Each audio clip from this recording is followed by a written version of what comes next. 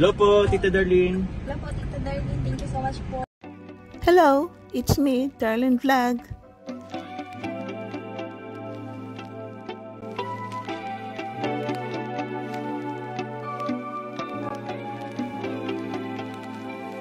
Hello mga katandims, kajongkar, kalingaw, kumusta na kayo? This is Darlene Vlog, nagbabalik.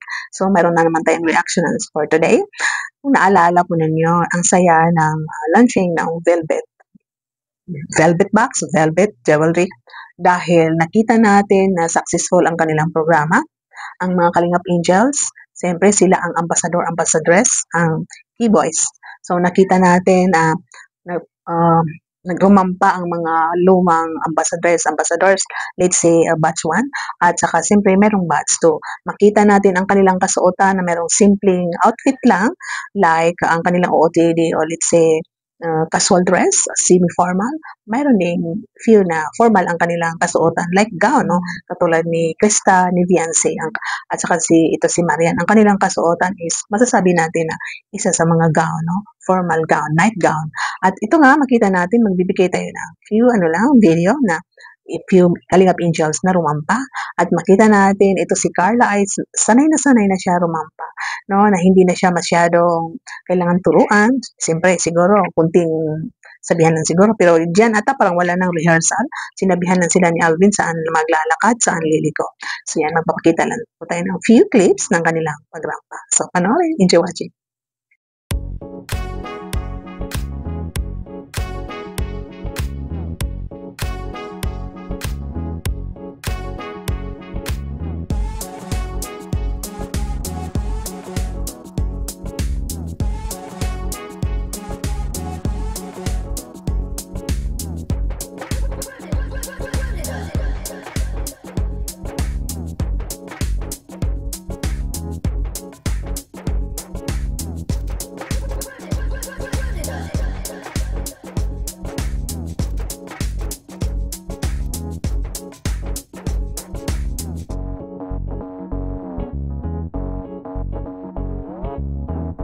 Yun nga, nakita natin na ito si Carla is very simple ang kanyang kasuotan, ang kanyang makeup, no? So parang hindi siya pumunta sa parlor para magpaayos, parang retouch lang siya. Tingnan natin yung kilay niya, parang hindi nadagdagan, lip gloss lang siya, baka gumamit lang ng blush, parang wala nga siyang blush on. So nakita natin ang pagkasimple ni Carla, no? Na hindi makapalang makeup, yung kung anong nakikita natin sa kanya pang araw-araw minsan, ganun lang siya.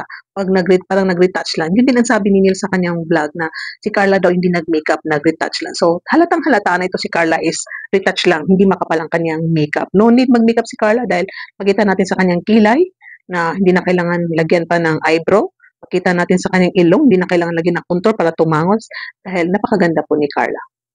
Ayun. So, itong mga Kalingap boys, nagbigay sila ng kanilang mga saloobin. Let's say, anong feeling nila nung sila ay maging ambassadress. So, unahin natin ito si Kalingap Jomar, no? Na tinanong siya ni Alvin. So, bago siya tinanong, sinabihan siya na, happy anniversary. So, ano ba yun? Anniversary ba na, dahil yun nga, ang Jomcar as a couple. So, siyempre, alam po natin yung kasal is, kasal-kasalan yun, di ba?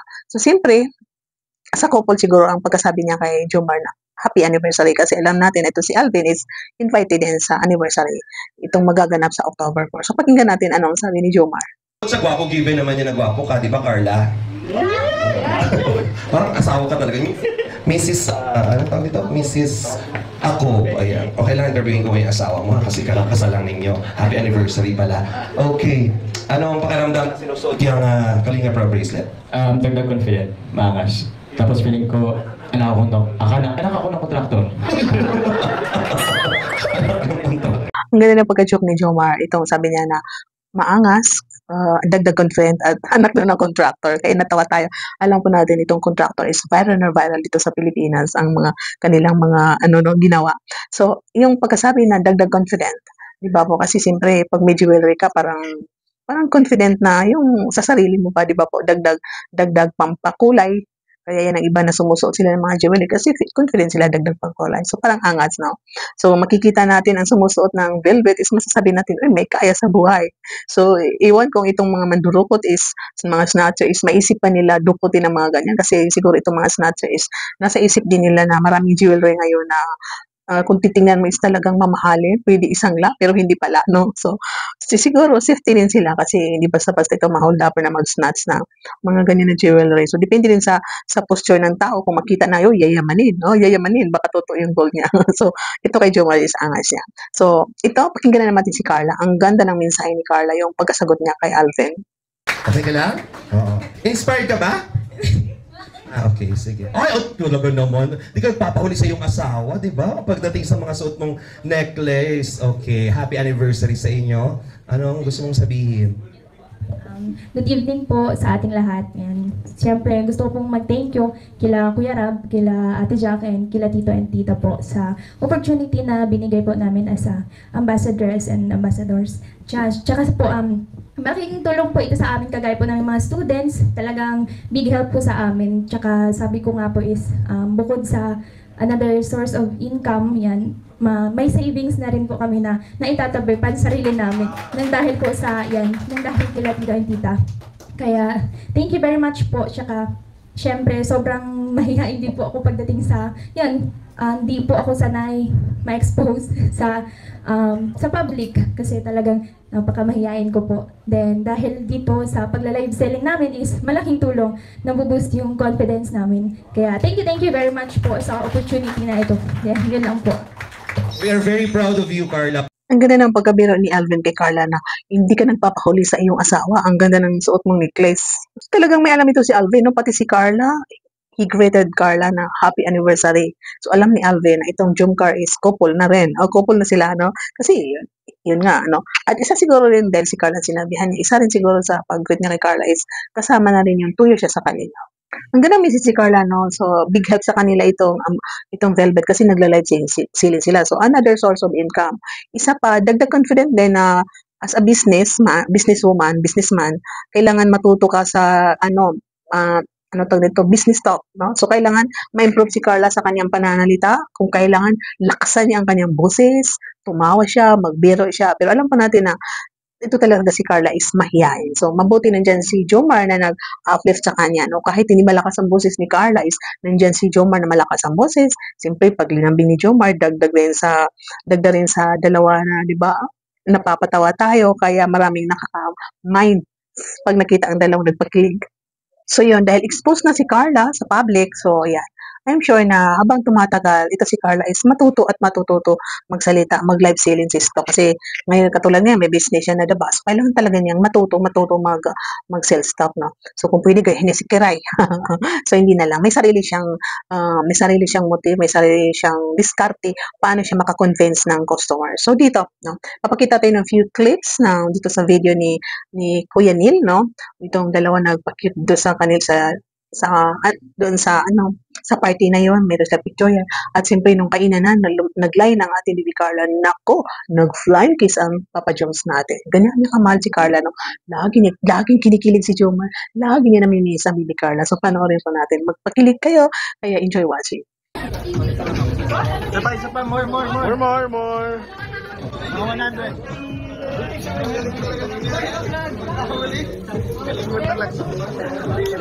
Oy! Porque makagum na? Ganyan na?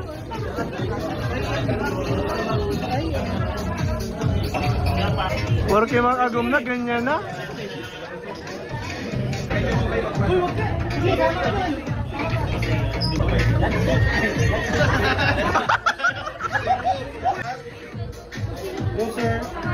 Yung mag-asawang post. Yan! Mag-asawang post. I can't explain.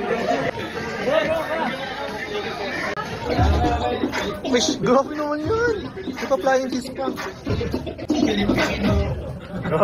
So yan po mga kalinga, mga ka-Jomcar, dyan po nagtatapos sa ating reactions for today.